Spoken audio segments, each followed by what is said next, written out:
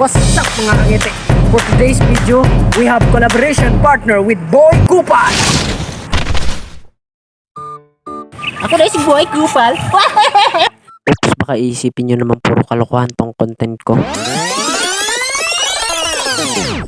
Isang mapagpalang araw mga kangiti. Si Boy Kupal nga pala ay isa sa aking mga solid na followers. Gusto niya makibahagi sa aking vlog kaya sinali ko siya. Sa mga oras na yan ay wala siyang pasok at gusto niya raw akong tulungan. Dati rin siyang nagtitinda at naglalako kaso tumigil na dahil wala na raw pang budget. Siya ay masayahin at palangiti at isa sa napaka-energetic na tao na nakilala ko. Nga pala si Charlie, ang madiscarding estudyante at ito ang aking journey.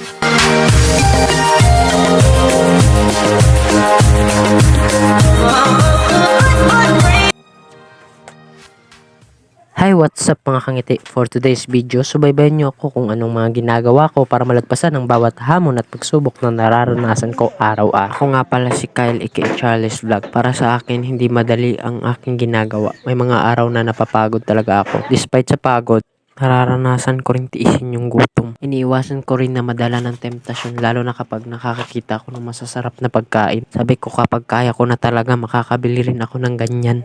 Sa ngayon, ina-appreciate ko ang pagkain na meron sa amin.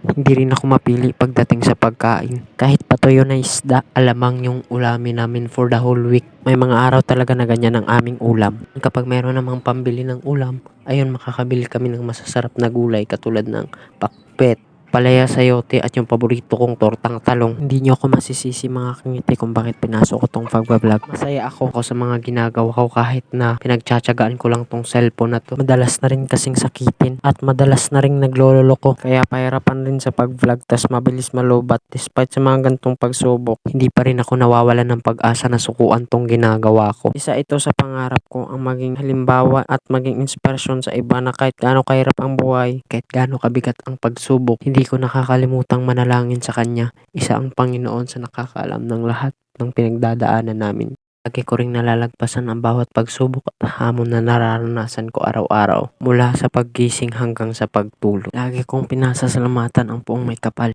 Hindi man naging madali mga kangiti, at least sinubukan ko at nilakasan ko pa ang loob ko araw-araw para makapag-survive. Di ka na rin akong sumuko sa buhay pero inisip ko na alam kong hindi ito permanente.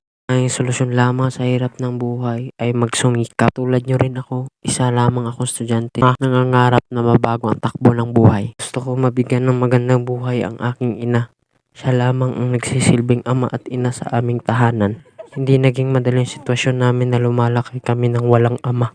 Papasalamat ako sa Panginoon mga kangiti dahil hindi ako lumaking pariwara at lumaking barumbado. Tatandaan ko lahat ng tao tumulong sa akin na mabuo ang aking pagkatao. Kung makakausap ko lang ang batang ako, napakalaki ng pinagbago mo. Kahit na naging malupit sa iyo ang mundo. Day by day lagi akong nangangarap at nagsusumikap na sana lahat ng to ay magkatotoo. Na sana lahat ng inaasam ko ay makakamit ko. Pero sa ngayon, kailangan ko munang pagsikapan at sipagan ang pag-aaral ko. Sana sa tumapos at nakaabot sa dulo ng aking video ay may natutunan at napulot kayong aral sa buhay ko. Maraming salamat. Muli nga pala si Charlie, ang madiscarding estudyante at ito ang aking journey. See you sa next vlog. Ingat mga kangiti. Shout out sa ating mga solid na kangiti.